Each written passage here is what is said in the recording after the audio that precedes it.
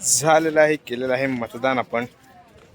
आणि थोडी गडबड झालेली आहे ती पण सांगतो नीट व्यवस्थित. जरा बाहेर जाऊया इथून.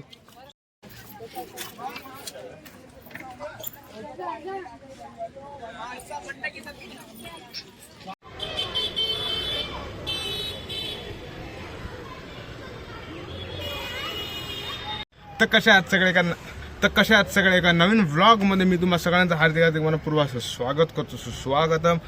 तर आज दिनांक 15 जानेवारी 2026 BMC इलेक्शन. तर मी आलोय वोटिंग करून आणि तुम्ही देखील नक्की केला असाल.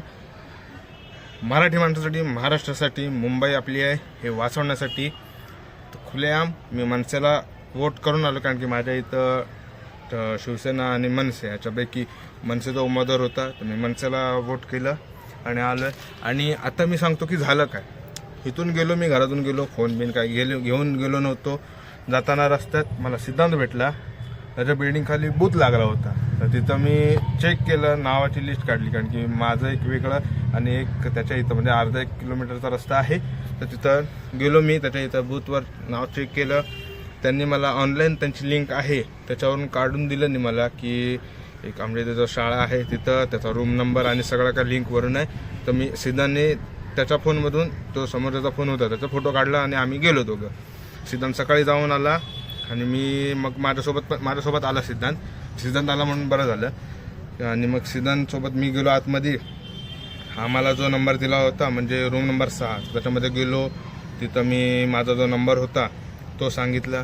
तिथं नाही, म्हणजे ती यादी होती, यादीमध्ये नावाचं नाही, नंबर होता त्याच्यामध्ये कुठल्या तरी लेडीजचा फोटो. मग तिथून त्यांना विचारलं मग आता पुढं काय करू.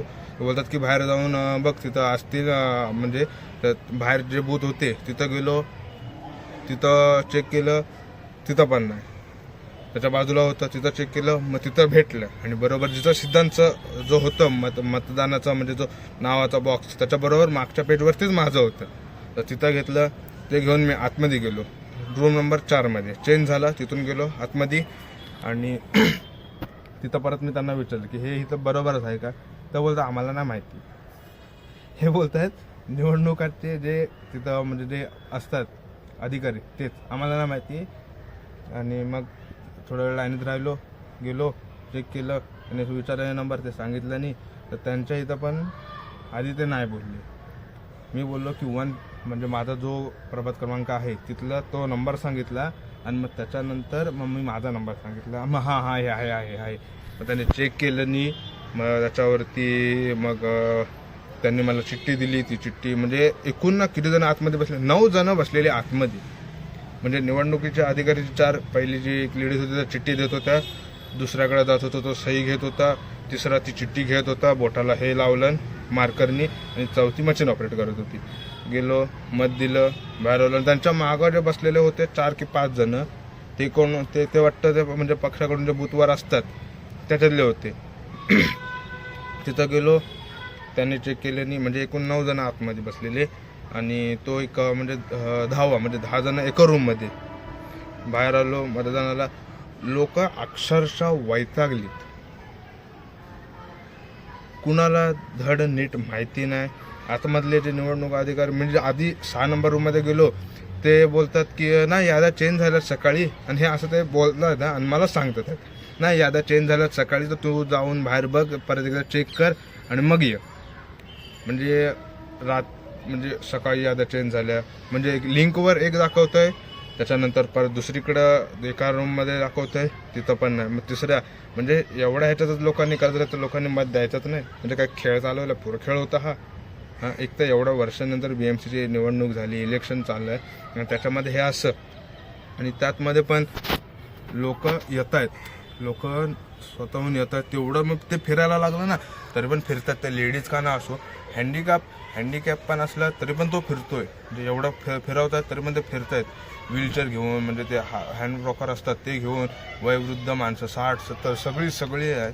आणि एकाच असं नाही जो म्हणजे एक माणूस सोडला की प्रत्येकाचा हाच प्रॉब्लेम आहे. इथं नाव नाही, तिथं नाव नाही, इथं हे आहे, तिथं ते आहे, ह्या अशा लिस्ट आहेत ना, ह्या लिस्टमध्ये नाव नाही, तुमच्या दुसऱ्या रूममध्ये आहे ना, इथं नाही तिथं आहे ना, हे नाही ते आहे.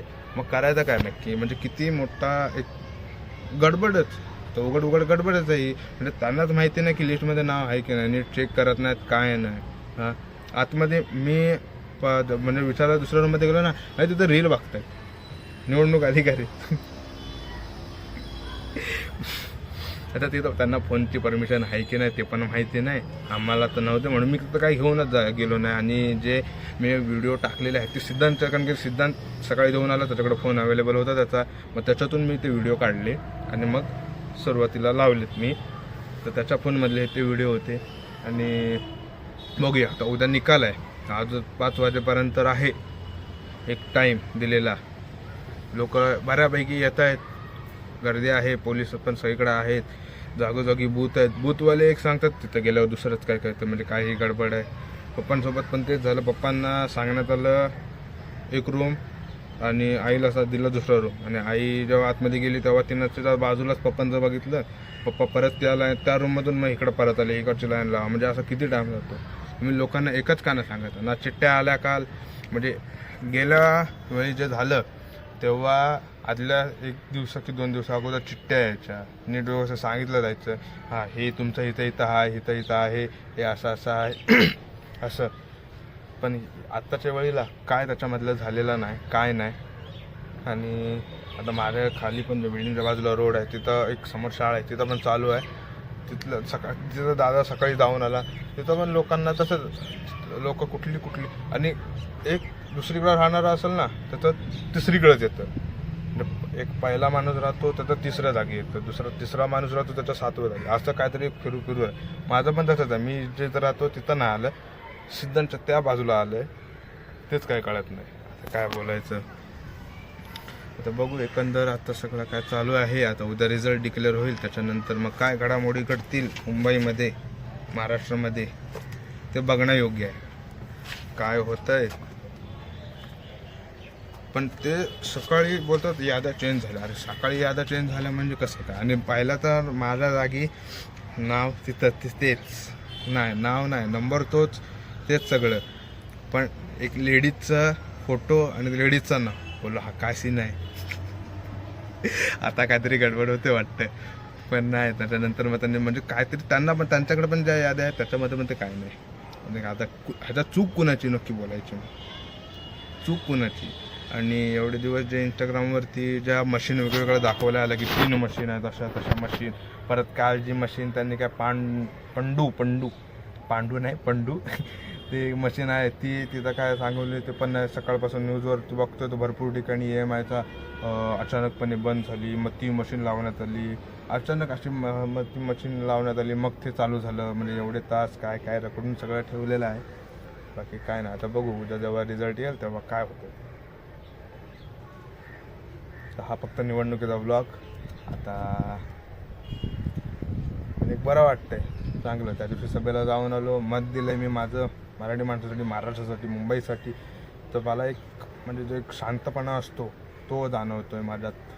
आणि भरपूर जणांनी माझ्या मित्रांपैकी मनसे ठाकरे गट ह्यालाच दिलेलं आहे मत. ते चांगलं वाटतं मला पण.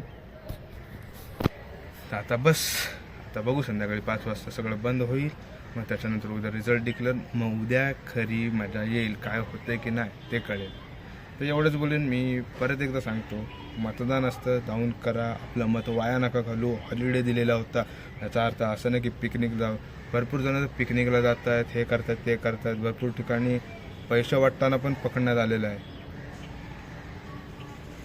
म्हणजे निवडणूक हे एक काय कॉन्सेप्ट असते, लोकांनी प्रतिनिधी निवडून द्यायचा, पण ते काय आपण कॉन्सेप्ट बनवलेली आहे, पैसे द्यायचे, मत करायचं. म्हणजे ते 500, 1000, 2000, 5000 रुपये 1 वर्ष, 3 वर्ष, 5 वर्षांनी निवडणुका होतात, तोपर्यंत अर्थ नाही राहिला. मग लोकशाहीचं काय. एवढंच बोलतो आणि मी माझा ब्लॉग संपवतो. तर पुन्हा एकदा भेटू पुढच्या निवडणुकीला, आता कसली असेल, कुठं असेल तेव्हा.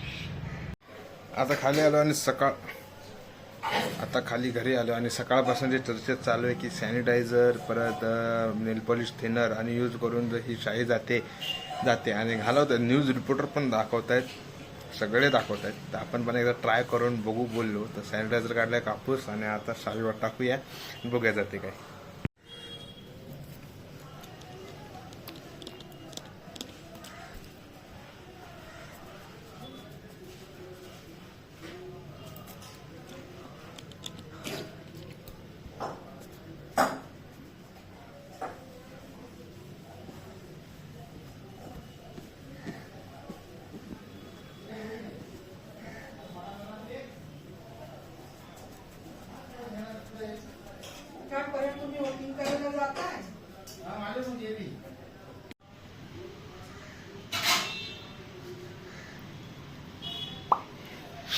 काय बोलायचं आता, बोलण्यासारखं आहे का आता? दिसत पण नाही आहे, जसं आहे तसंच वाटतंय. मी गेलो, पप्पाने पण गेलो, पप्पांची पण गेली. आई तर भांडी घासते, तिथं भांडी घासण्यातच गेलंय. काय बोलायचं आता नक्की?